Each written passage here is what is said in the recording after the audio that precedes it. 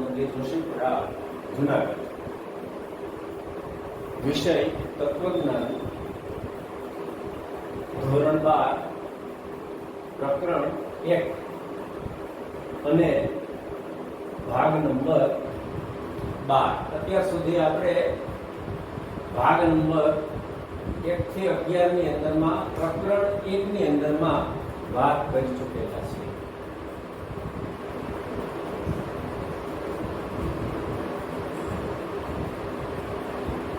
ધોરણ 12 તત્વજ્ઞાન પ્રકરણ 1 અને એની અંદરમાં અત્યારનો આપણો મુદ્દો છે વિધાન માટેના રૂપના પ્રકારો.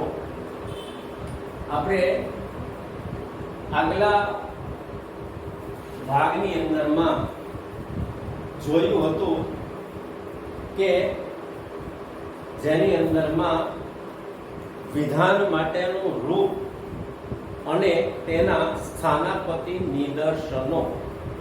હવે વિધાન માટેના રૂપની અંદરમાં આપણે જોયું હતું કે વિધાન માટેના જે રૂપની અંદરમાં વિધાનો નહીં પણ વિધાન પરિવર્તી કે પરિવર્તીઓ આવેલા હોય છે અને તેની ગોઠવણ હોય છે.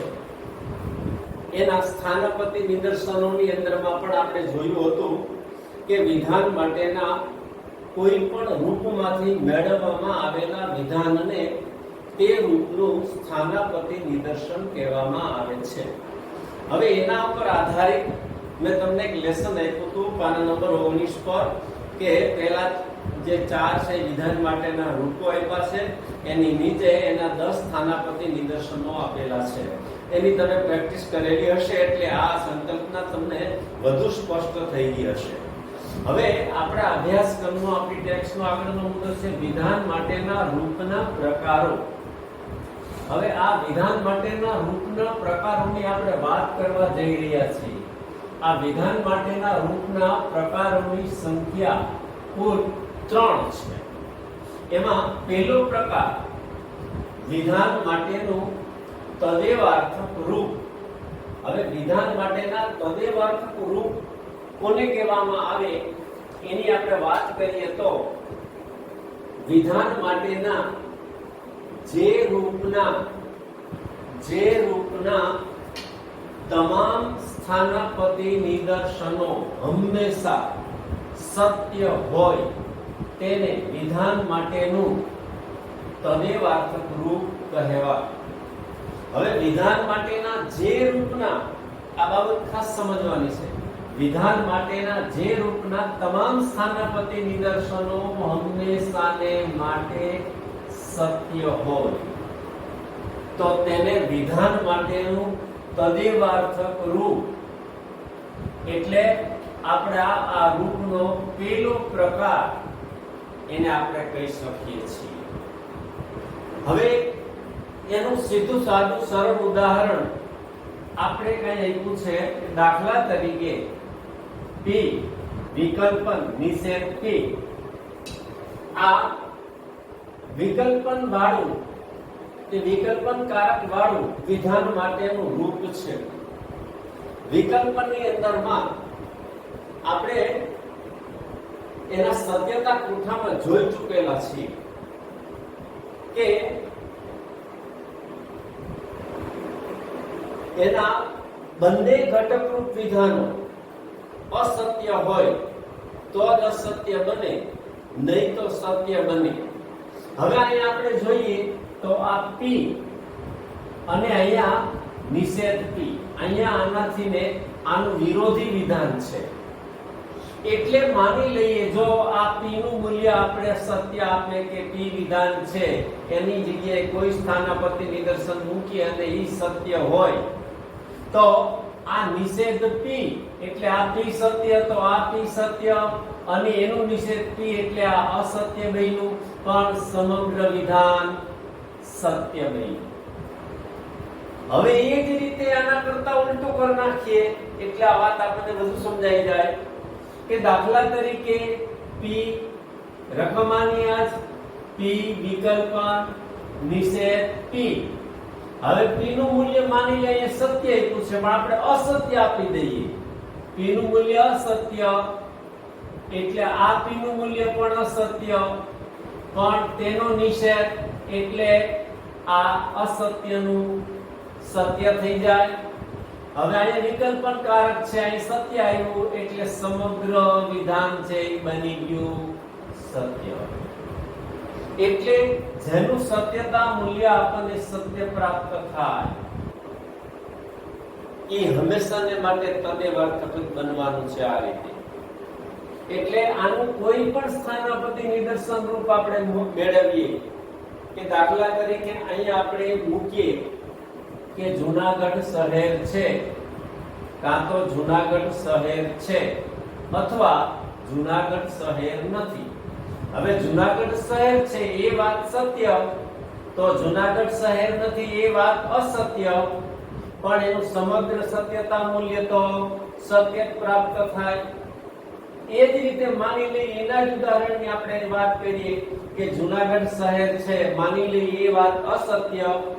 હવે એનો નિષેધ તો જૂનાગઢ શહેર નથી એ વાત બનશે, અહીંયા p છે અસત્ય પણ એને આ વાત બનશે સત્ય. એટલે ફરી પાછું એનું મૂલ્ય આવશે, અહીંયા આપણને સત્ય પ્રાપ્ત થાય. એટલે વિધાન માટેનું આ રૂપ એવું છે કે આના કોઈ પણ સ્થાનાપતિ નિદર્શન રૂપ આપણે મેળવીએ એ ભૂતકાળને લગતા હોય, વર્તમાન કાળને લગતા હોય, ભવિષ્યકાળને લગતા હોય, તેમજ દુનિયાના કોઈ પણ વિષયને લગતા આ સ્થાનાપતિ નિદર્શન મેળવવામાં આવે તો એ સ્થાનાપતિ નિદર્શનનું સત્યતા મૂલ્ય હંમેશાને માટે આ પ્રમાણે સત્ય જ બનવાનું, કોઈ દિવસ અસત્ય નહીં બને. કારણ કે આ રૂપ જ એવું છે કે જેનું સત્યતા મૂલ્ય સત્ય આવે છે. એટલે એના સ્થાનાપતિ નિદર્શનો ભૂતકાળ, ભવિષ્યકાળ, વર્તમાન કાળ કે કોઈ પણ વિષયને લગતા હોય એ હંમેશાને માટે સત્ય જ બનવાના. હવે આ આપણે એના અર્થની વાત સમજ્યા, એક નાનકડા ઉદાહરણ અને વ્યવહારિક જગતના ઉદાહરણની સાથે વાત આપણે સમજ્યા. પણ હવે વિધાન માટેના રૂપનો પ્રકાર આપણે નક્કી કરવો હોય તો એ પ્રકાર નક્કી કરવા માટે આપણે સત્યતા કોષ્ટકની રચના કરવી પડે. હવે સત્યતા કોષ્ટકની રચનાની અંદરમાં આપણે આગળના 10 દાખલા ભણી ચૂકેલા છીએ અને 10 દાખલાની અંદરમાં આપણે સત્યતા કોષ્ટકની કેમ રચના થાય એ મુદ્દો, એ વાત આખી મુદ્દા વિગત સાથે આપણે આગલા ભાગની અંદરમાં ભણી ચૂકેલા છીએ. આ પ્રકરણ 1 ની અંદરમાં એવા 10 દાખલા મેં તમને લેસનમાં આપ્યા હતા, જેની તમે પ્રેક્ટિસ કરીને આ વાત બધું તમે પ્રેક્ટિસ કરીને તમે સમજી ચૂક્યા હશો અને બધું તમને આવડતું હશે. હવે માની લઈએ કે આ વિધાન માટેનું જે તદેવાર્થક રૂપ છે એનું એક થોડું મોટું ઉદાહરણ આપણે લઈએ. બોર્ડની પરીક્ષાની અંદરમાં આમાંથી ને 3 ગુણ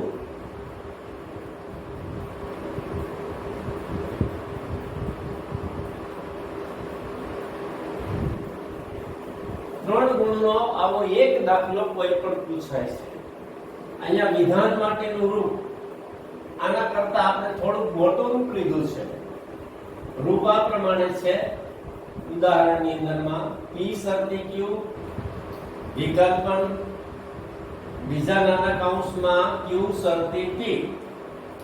હવે આમાં સાદા વિધાનની સંખ્યા p q, ફરી પાછું અહીં p q અને p, એટલે અહીંયાનું પુનરાવર્તન થાય તો આપણે એને અલગ સંખ્યા ગણશું નહીં. એટલે સાદા વિધાનની સંખ્યામાં એક આવી અને આ બીજી આવી, આનું આ બેની અંદરમાં પુનરાવર્તન થયું છે એટલે સાદા વિધાનની સંખ્યા 2 આવી. એટલે આનું આપણે સત્યતા કોષ્ટક રચીએ તો આની અંદરમાં હરોળ છે એ 4 આવશે, જે અહીંયા બાજુના ભાગની અંદરમાં મેં લખેલ છે.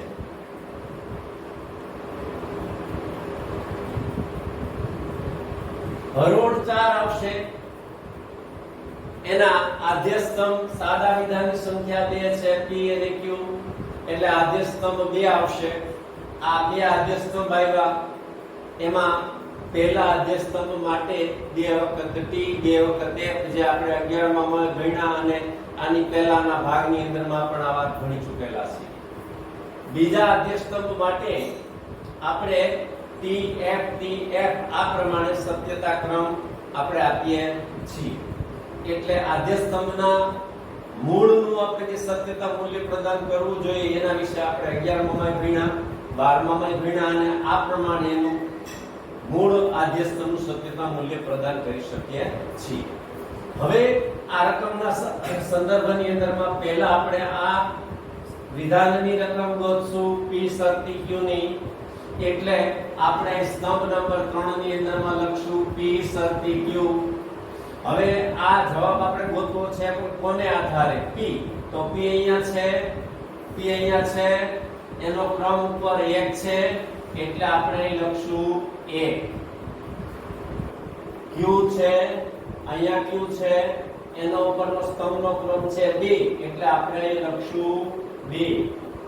1 2 અને કારક અહીંયા છે શરતી એટલે અહીંયા આપણે શરતીભાઈને કૌંસમાં દર્શાવશું એટલે 1 2 અને શરતીના સત્યતા મૂલ્યના નિયમથી આ સ્તંભનું સત્યતા મૂલ્ય આપણને પ્રાપ્ત થશે. જેમ કે આપણે શરતીની અંદરમાં ભણી ચૂકેલા છે એના સત્યતા કોષ્ટકની અંદરમાં કે પૂર્વાંક સત્ય ઉત્તરાંગ સત્ય તો જ શરતી વિધાન અસત્ય બને છે, નહીં તો સત્ય બને છે. જેમ કે અહીંયા આપણે જોઈએ તો પૂર્વાંગ અને ઉત્તરાંગ બંને સત્ય છે એટલે શરતીની અંદરમાં અહીંયા p શરતી q છે ઈ સત્ય બને છે. હરોળ નંબર 2 માં પૂર્વાંક સત્ય છે ઉત્તરાંગ સત્ય છે એટલે શરતી પ્રમાણે આપણને ખબર છે કે એનું p શરતી q વિધાન છે એ અસત્ય બને છે એટલે અહીંયા જવાબ આવશે અસત્ય. એ જ રીતે અહીંયા પૂર્વાંગ સત્ય છે ઉત્તરાંગ સત્ય છે એટલે p શરતી q પ્રમાણે શરતીના નિયમ પ્રમાણે આનું મૂલ્ય આપણને સત્ય પ્રાપ્ત થાય છે. હવે એ જ રીતે p નું મૂલ્ય અસત્ય q નું મૂલ્ય અસત્ય પૂર્વાંગ અને ઉત્તરાંગ બંને અસત્ય છે છતાં પણ શરતીની અંદરમાં સત્યતા મૂલ્ય આપણને સત્ય પ્રાપ્ત થાય છે. એટલે p શરતી q નું સત્યતા મૂલ્ય 1 2 અને શરતીના નિયમને આધારે આપણને પ્રાપ્ત થઈ ગયું. હવે આપણે આવીએ સ્તંભ નંબર 4 એટલે આપણી બીજી રકમ q શરતી p એનો આપણે બીજો સ્તંભ અહીં મૂક્યો છે સ્તંભ નંબર 4 q શરતી p q છે. હવે q નો ક્રમ અહીંયા મૂકશે 2 એટલે હવે ધ્યાનમાં રાખવાનું છે પહેલો અહીંયા જે પહેલી રકમ છે એનો જે ક્રમ છે એ હંમેશાને માટે આપણે પહેલો લખશું એટલે આપણે અહીં મૂકશું 2. પછી p છે p નો ક્રમ છે 1 એટલે આપણે લખશું 1. હવે કારક શરતી છે એટલે શરતીને આપણે મૂકશું કૌંસમાં. હવે ધ્યાનમાં રાખવાનું છે બરોબર અને અમારો અનુભવ છે વિદ્યાર્થી વિશેનો ભૂતકાળનો કે અહીંયા વિદ્યાર્થી આ 2 અને 1 લખ્યા છે પણ ઘણા વિદ્યાર્થી સંજા વિના p અહીંયા છે એટલે આ p ને પહેલા લે અને આ 1 મૂકે અને આ q છે એને ક્રમ અહીંયા 2 છે તો 2 મૂકે અને 2 અને 1 કરે 1 અને 2 કરે અને પછી સત્યતા મૂલ્યનો નિર્ણય અહીંયા મૂકે તો જેથી કરીને એનો જવાબ ખોટો આવે અને છેલ્લે આ નિર્ણય પણ ખોટો આવે અને જેને લીધે એને દાખલાની અંદરમાં પૃથ્વી માર્ક્સ પ્રાપ્ત થાય એટલે 0 માર્ક્સ પ્રાપ્ત થાય. આપણે ધ્યાન રાખવાનું છે આપણને આવડે છે આપણને ખ્યાલમાં છે એટલે આપણે એ પ્રમાણે ધ્યાનમાં રાખવાનું પહેલા 2 પછી 1 અને શરતીના સત્યતા મૂલ્યના નિયમથી જ હવે આપણે એનું અહીંયા આ વિગત પ્રાપ્ત કરશું. હવે આના સંદર્ભમાં આપણે વાત કરીએ તો 2 અને 1 અને શરતીના નિયમ પ્રમાણે તો એમાં આપણે શરતીનો નિયમ હમણાં મેં આપણે વાત કરી પ્રમાણે પૂર્વાંક સત્ય ઉત્તરાંગ સત્ય તો જ શરતી વિધાન છે અસત્ય બને છે નહીં તો સત્ય બને છે. હવે ઈ વાતના સંદર્ભની અંદરમાં આપણે હવે અહીંયા ઉલટું જોવાનું છે. પહેલા 2 ક્રમ જોવાનો છે પછી 1 ક્રમ જોવાનો છે અહીંયા આપણે પહેલો ક્રમ જોતા હતા, અહીંયા બીજો ક્રમ જોતા હતા. જો આ ભૂલ ના થાય, આ ભૂલ થશે તો પરિણામ ખોટું આવશે, દાખલો ખોટો પડશે. બીજી વાર સૂચના આપું છું. તો પહેલા અહીંયા ટી, અહીંયા પણ ટી, એટલે જવાબ આવશે શરતી પ્રમાણે સત્ય. હવે અહીંયા પૂર્વાંક બન્યું, પૂર્વાંક સત્ય, ઉત્તરાંક સત્ય, તો પણ જવાબ અહીંયા આવશે સત્ય. હવે અહીંયા જુઓ, પૂર્વાંક છે સત્ય છે, ઉત્તરાંક છે અસત્ય છે, એટલે હવે અહીંયા જવાબ આવશે અસત્ય. હવે અહીંયા જ જોવાનું છે, પૂર્વાંક અસત્ય, ઉત્તરાંક અસત્ય, એટલે જવાબ આવશે સત્ય. જો ઉલટું જોયું હોય તો અહીંયા TF છે એટલે અહીંયા F આવે, અને અહીંયા FT છે તો અહીંયા T આવે. જવાબ ઉલટો આવે અને જેને લીધે આપણો સત્યતા કોઠાનો નિર્ણય ખોટો આવે. એટલે આપણે આ પ્રમાણે ધ્યાનમાં રાખવાનું છે. હવે આપણે આ બે રકમને ભેગી લઈ લેવાની છે, એટલે સમગ્ર આખા આ વિધાન માટેનું જે રૂપ આપેલું છે એનો આપણને જવાબ આખો પ્રાપ્ત થાય. આ રકમ P શરતી Q, P શરતી Q અહીંયા છે, ઉપર 3 છે એટલે આપણે લખશું 3. પછી Q શરતી P છે, Q શરતી P છે, 4 ક્રમ છે એટલે આપણે લખશું 4. હવે કારક છે વિકલ્પન, એટલે વિકલ્પનને આપણે કૌંસમાં દર્શાવશું.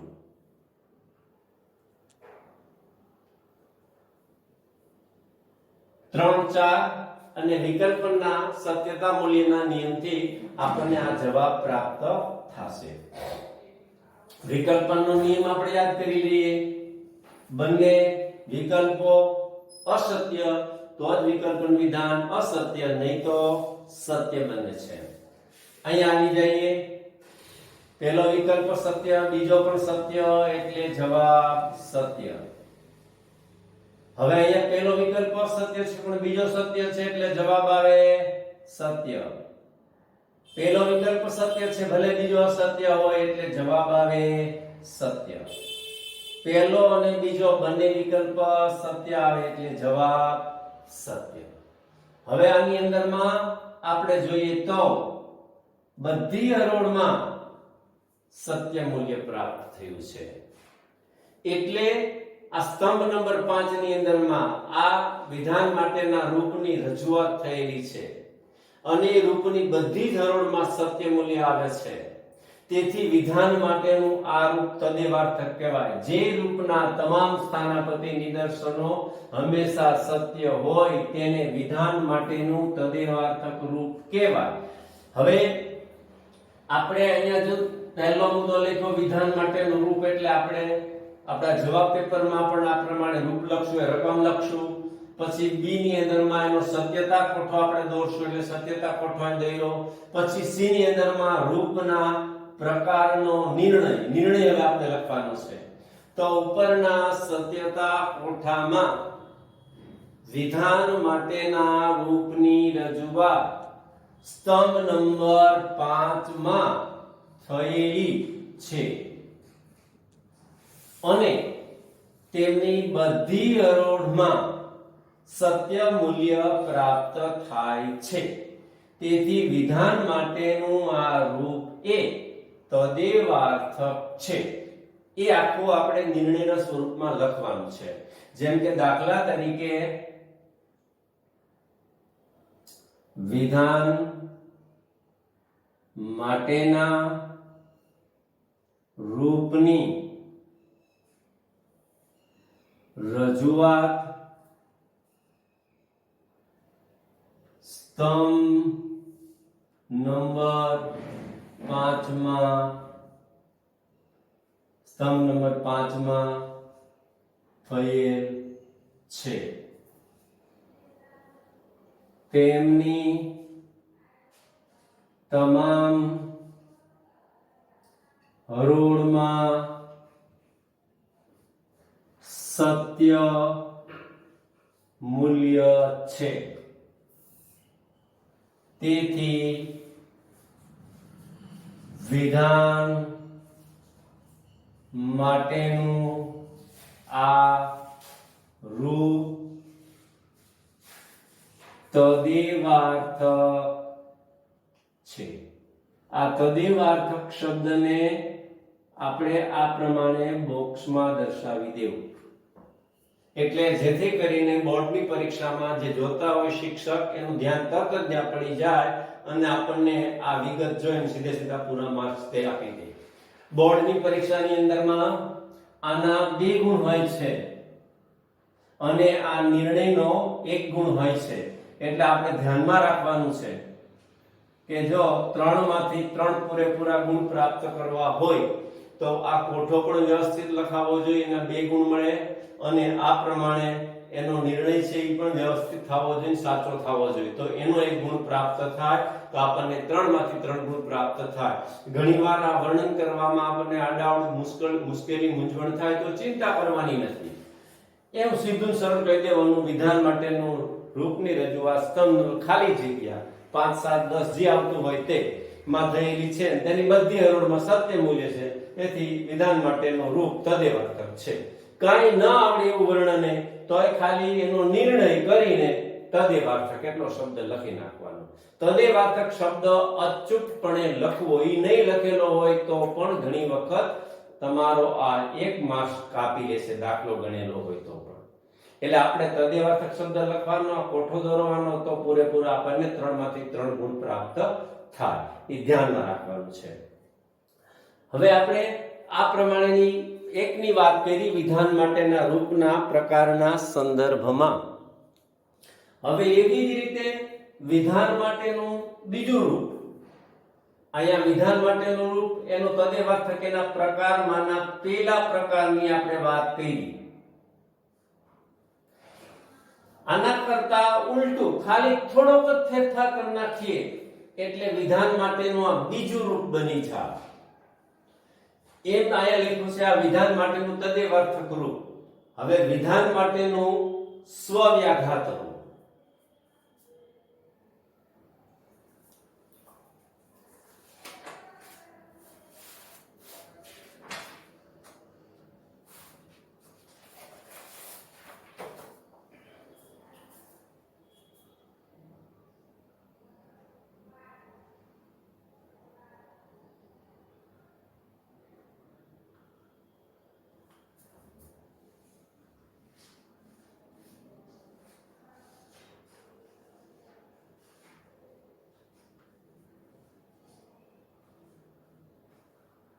વિધાન માટેના જે રૂપના તમામ સ્થાનાપતિ નિદર્શનો હંમેશા અસત્ય હોય તેને વિધાન માટેનું સ્વવ્યાઘાત કે સ્વવ્યાઘાતી રૂપ કહેવાય. અહીંયા જે વાત મૂકવામાં આવેલી છે અહીંયા અશબ્દ આગળ ઉમેરી દો એટલે આની સમગ્ર આખી વ્યાખ્યા બની ગઈ. છતાં આપણે લખીએ કે જે રૂપના તમામ સ્થાનાપતિ નિદર્શનો હંમેશા અસત્ય હોય તેને વિધાન માટેનું સ્વ વ્યાઘાતી રૂપ કહેવાય.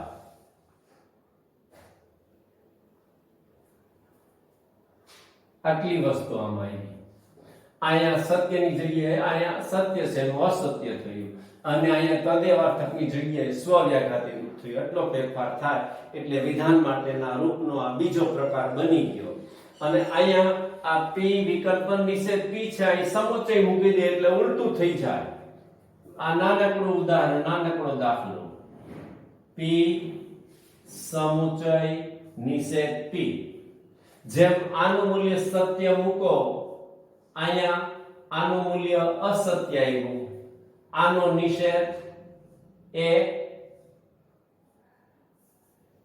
આનું મૂલ્ય અહીંયા p નું મૂલ્ય સત્ય મૂક્યું એટલે અહીં સત્ય આવે, એનું નિષેધ એટલે આ થઈ ગયું અસત્ય, અને આ અસત્ય આવ્યું એટલે સમુચયનું મૂલ્ય આવ્યું અસત્ય.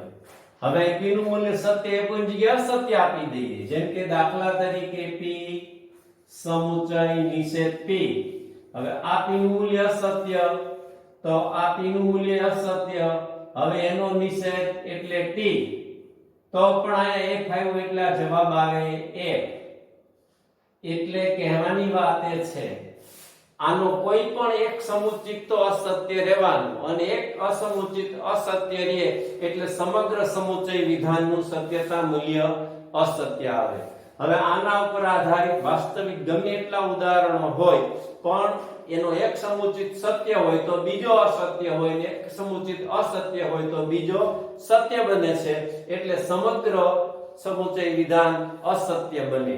આ ના કોઈ પણ પ્રકારના ઉદાહરણો એ ભૂતકાળને લગતા હોય, વર્તમાન કાળને લગતા હોય, ભવિષ્યકાળને લગતા હોય, અથવા દુનિયાના કોઈ પણ વિષય વસ્તુને લગતા હોય, તો પણ એનું સત્યતા મૂલ્ય હંમેશાને માટે આપણને અસત્ય પ્રાપ્ત થવાનું. વધારે પ્રેક્ટિસ માટે તમે તમારી ટેક્સ્ટની અંદરમાં આના વાસ્તવિક ઉદાહરણો આપેલા છે, આના પણ વાસ્તવિક ઉદાહરણો આપેલા છે, એ પણ તમે જોઈ વાંચીને આ વાતને વધુ ઊંડાણથી સમજી શકો છો. હવે આના સંદર્ભની અંદરમાં આપણે વાત કરીએ ને એમાં આપણે સત્યતા કોઠો બનાવીએ.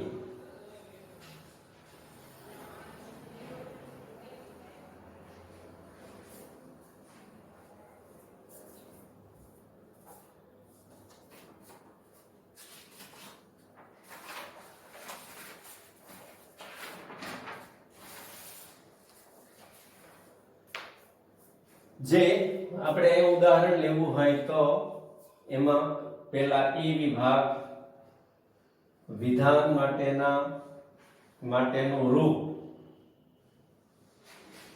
વિધાન માટેનું રૂપ રકમ આ પ્રમાણેની છે.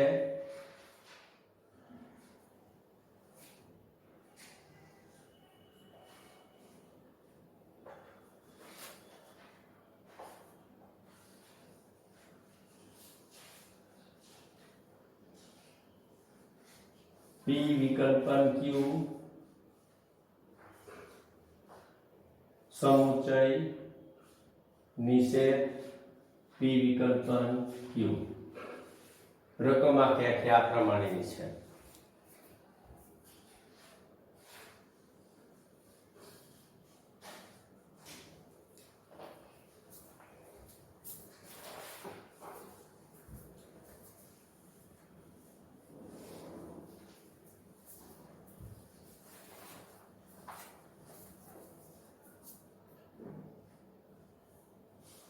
P વિકલ્પન Q સમુચય નિષેધ કૌંસમાં P વિકલ્પન Q આ પ્રમાણેની રકમ છે. આ પહેલો મુદ્દો થયો. બીજો મુદ્દો છે સત્યતા કોઠો.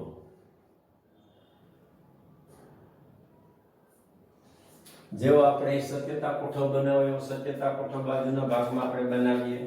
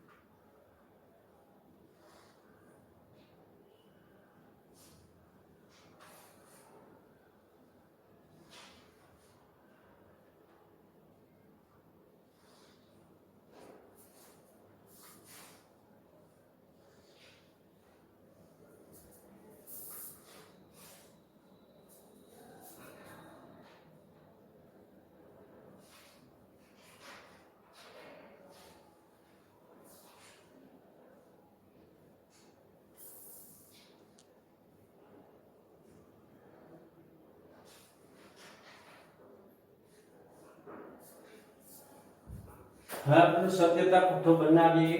આ રકમ આમાં p અને q આ 1 અને 2 સાદા વિધાન બે આવ્યા. p અને q અહીંયા પુનરાવર્તન થયું, સાદા વિધાનની સંખ્યાનું પુનરાવર્તન થયું છે. 1 2 એટલે અહીંયા p મૂકશું, અહીંયા q મૂકશું. p અને q બે આવ્યા એટલે હરોળની સંખ્યા 4 આવે એટલે આપણે 4 હરોળ મૂકી. 1 2 3 4. પહેલા માટે 2 વખત t અને 2 વખતે p t f f અને બીજા સાદા વિધાન માટે tf tf t f t f. જે આ વાત આપણે આગળ ભણી ચૂકેલા છીએ. હવે પહેલી રકમ p વિકલ્પન q 3 p વિકલ્પન q. p છે એનો ક્રમ 1, q છે એનો ક્રમ 2 અને કારક વિકલ્પન p વિકલ્પન q. વિકલ્પનમાં બંને સત્ય તો સત્ય, નહીં તો અસત્ય. tt t tf t ft એમાં પણ t આવશે, બંને f એટલે f. આ પ્રમાણે સ્તંભ નંબર 3 નું સત્યતા મૂલ્ય પ્રાપ્ત થઈ ગયું. સ્તંભ નંબર 4 એટલે આ રકમ આવશે, એટલે રકમ આ પ્રમાણેની છે. નિષેધ કૌંસમાં p વિકલ્પન q. હવે આ જ રકમ છે, બેઠે બેઠી એનો નિષેધ થયેલો છે એટલે આપણે અહીં લખશું 3 અને નિષેધ. આના કરતા ઉલટી રકમ થઈ જશે આખે આખી, એટલે અહીંયા આવશે f t નું f, t નું પણ f, t નું f, f નું t. આ પ્રમાણે બની ગયો. હવે આખે આખી રકમ લઈ લઈ એટલે સ્તંભ નંબર 5 એટલે આવશે p વિકલ્પન q કૌંસ પૂરો